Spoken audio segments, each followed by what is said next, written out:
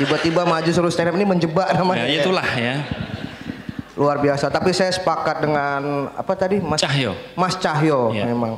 Saya memang juga waktu sebelum menikah saya memang nggak ada pacaran. Alhamdulillah. Alhamdulillah. Karena memang selalu nggak ditolak ya. Tapi alhamdulillah saya akhirnya baru menikah. Saya baru menikah. Alhamdulillah. Ada yang mau ya? Ada yang mau. Alhamdulillah. Ya. Alhamdulillah. Alhamdulillah. Ya. Saya kasih tahu ini memotivasi sebenarnya ya. Sebenarnya orang jelek kayak saya gini bisa dapat istri yang cantik yang soleha. Ada caranya. Caranya yang pertama adalah momen waktu kita nembak dia itu dia harus pas momennya. Kayak aku kemarin itu aku waktu nembak dia dalam keadaan koma jadi nggak sadar. Alhamdulillah. Saya jadi bingung ini mau bicara apa ini sebenarnya. Saya ini saya sapa dulu. Assalamualaikum warahmatullahi wabarakatuh. Waalaikumsalam warahmatullahi wabarakatuh. Saya tadi deg-degan begitu dengar tadi ada Pak Abu, ada Pak siapa tadi katanya kalau saya main alat berat katanya. Waduh. Saya udah mikir saya apa ya gitu. Satu lagi Pak Abu, kalau saya nggak main rumah, saya main ruko. Waduh. Saya main api, Pak. Saya bingung jadinya gitu. Tapi mungkin nggak semuanya yang kenal saya lah ya. Nama saya Pria Prayoga dan saya biasa dipanggilnya Babe Cabita. Nah itu apa itu tadi? Jadi profesi saya, ini nggak enak nyebutinnya ya. Takut ria ya. Iya, sebenarnya profesi saya ini nggak apa-apa ya disebutin ya. Nggak apa-apa, hidup sekali untuk diketawain. Iya. Ya. Saya takut ria ini sebenarnya nih. Profesi saya tuh ya mana ya bintang film lah. Iya. Udah kelihatan lah kalau muka kayak gini pasti bintang filmnya pasti yang korban azab ilahi pasti. Ya, udah biasa lah, nggak apa-apa tapi. Saya mau cerita sedikit. Kalau tadi sebelumnya Pak Abu apa segala macam cerita bingung mencari properti syariah. Kalau saya malah sebaliknya gitu. Saya malah kalau bisa dibilang nggak sengaja masuk ke properti syariah ini. Maksudnya membeli properti syariah. Karena itu berawal dari bulan Agustus kemarin waktu saya baru nikah ya. Masih harum-harumnya ya. Kayak kuburan baru biasanya tuh. Jadi saya baru menikah jadi kepikiran curhat sama teman pertama. Saya nih mau aku mau punya rumah curhat bukan ke teman ya manggil sayang ya. Aku curhat ke teman. Aku mau punya rumah nih. Tapi duitnya nggak ada cash belinya. Bisanya nyicil kan baru nikah kemarin. Jadi duitnya habis. Mau beli rumah tapi nggak bisa cash. Bisanya nyicil. Nyicil KPR bank namanya. Terus saya cari-cari. Pokoknya yang ada di pikiran saya gimana caranya supaya saya bisa dapat rumah pakai KPR lewat bank gitu. Nggak ada kepikiran masalah riba apa segala macam nggak ada. Pokoknya gimana saya punya rumah dapat nikah bisa punya rumah. Dah. Dan bisa punya anak juga mudah-mudahan. Dah. Akhirnya saya itu permasalahannya. Permasalahannya pertama saya itu nggak punya alamat kantor. Profesi kayak aku juga nggak punya alamat kantor pertama. Kedua saya nggak punya nomor telepon kantor sama slip gaji. Makanya orang-orang seprofesi saya ini rata-rata kalau aku tanya mereka tuh belinya cash. Karena KPR itu sering ditolak bank. Karena nggak profesi kayak gini tuh nggak ada kantor, gajinya gaji harimau ya kan, belum tentu. Padahal kalau bukan ini sombong ya, ini maaf mohon cakap nih ya. Penghasilan aku tuh dari stand up comedy ini bisa mencapai sekitar 10 juta dalam setahun.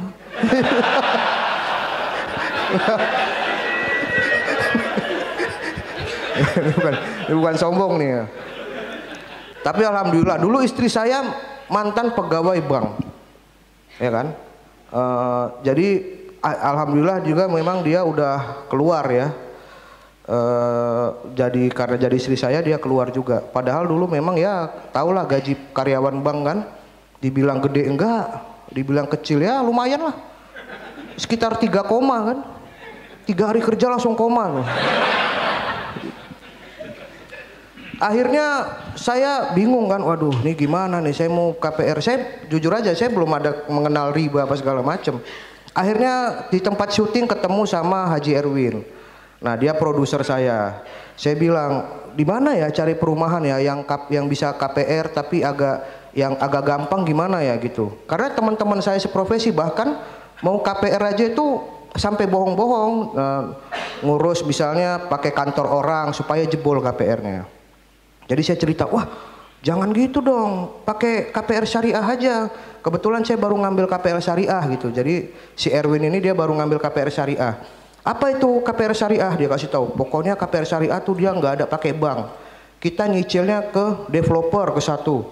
Oh iya. Terus istimewanya apa gitu? Saya mikirnya gitu dulu.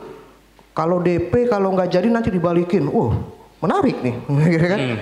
Terus nggak ada sita bank, nggak ada bunga. Udah gitu yang paling penting pada saat itu waktu itu tidak pakai alamat kantor, slip gaji dan sebagainya. Itu dalam hati aku pertama kali mau ikut itu kayak gitu pertama jujur aja. Boleh nih coba, boleh. Akhirnya dikenalkanlah sama Mbak Zi. Dikenalkan, singkat cerita, akhirnya alhamdulillah waktu bulan September kemarin akad sama Pak Taufik, ya kan, akad. Alhamdulillah Pak Taufik ini baik juga kan. Begitu saya DP pertama langsung bilang, Mas Babe kalau memang rumahnya mau langsung tempatin aja katanya. Saya bilang, oh jangan kalau tempatin sekarang berdebu. Nanti lah dulu ya kan. Ya udah. Akhirnya saya akad. Nah ini yang saya mau sampaikan nih.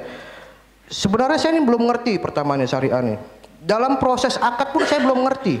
Makanya waktu di akad nih nanti Mas Babe datang ya. Sebelum akad ngapain? Ada proses apa gitu namanya wawancara. Wah kayak mau masuk kerja nih. Pikir. Aku deg-degan nih. Tanyain apa ya gitu. Begitu datang masuk ke ruangan betul kayak meja hijau. Di depan ada 2 orang yang nanyain gitu. Aku sendiri gitu kayak di sidang kan.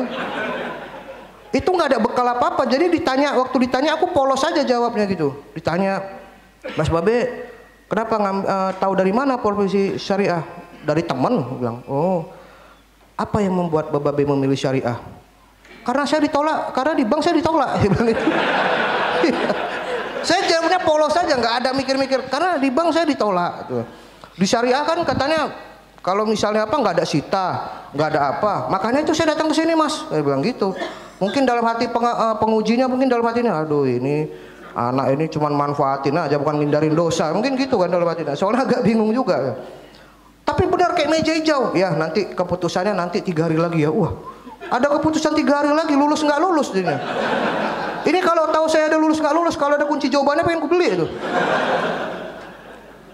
Ternyata ada lulus nggak lulus, deg-degan ini lulus nggak ya kayak mau tes CPNS jadinya.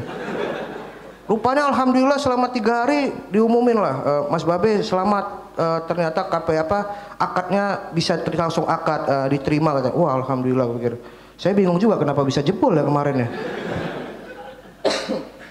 Udah akhirnya kita akad lah di situ segala macam. Makanya saya wah bersyukur juga nih. Baru apalagi tadi mau saya sampaikan ya. Sudah akad segala macam, terus itulah akhirnya setelah akad baru, jadi ini kan prosesnya cepat nih. Saya ketemu Mbak Zi, langsung ngobrol mau apa, langsung DP, ketemu wawancara, langsung akad, tiba-tiba jadi aja gitu aja. Akhirnya lama-lama saya berpikir gitu. Setelah akad malah saya cari tahu apa sih syariah ini sebenarnya. Terus aku pelajarin lah syariah ini apa gitu. Kenapa harus ada sistem syariah? Ternyata aku baru tahu ternyata ada riba di dalamnya. Aku baru tahu ternyata riba itu sebenarnya kelihatan sepele tapi rupanya sangat dilarang gitu. Baru tahu aku di situ. Nah, makanya aku tuh menurut aku properti syariah ini sangat bermanfaat sekali dan manfaatnya sangat besar. Yang pertama, iya betul. Yang pertama manfaatnya adalah bisa membantu orang-orang yang tidak punya uang cash untuk dapat memiliki rumah. Yang kedua bisa menyelamatkan orang dari riba. Aku salah satu orang yang terselamatkan kan. Antara sadar atau tidak, aku ini sebenarnya terselamatkan dari praktek riba. Iya, ini sadar nggak sadar, aku selamatkan. Yang ketiga adalah sarana dakwah. Jujur, aku sebelum masuk KPR Syariah, aku nggak tahu itu riba segala macam. Yang aku tahu riba itu definisinya ada orang berhutang dikasih bunga, udah gitu aja. Kalau KPR kayaknya aman-aman aja. Selama ini saya nyicil mobil KPR apa segala macam, nggak tahu kalau itu riba. Setelah tahu lah ini, makanya aku cari tahu. Makanya manfaatnya itu sebagai dakwah dan mengingatkan kepada orang bahwasanya riba ini berdosa gitu. Kayak gitu. Makanya aku jadi bersyukur, wah ternyata berbahaya ya kayak gitu. Makanya setelah aku punya rumah, teman-teman terkejut, teman-teman seprofesi aku. Wah Babe jadi ngambil rumah? Jadi dong.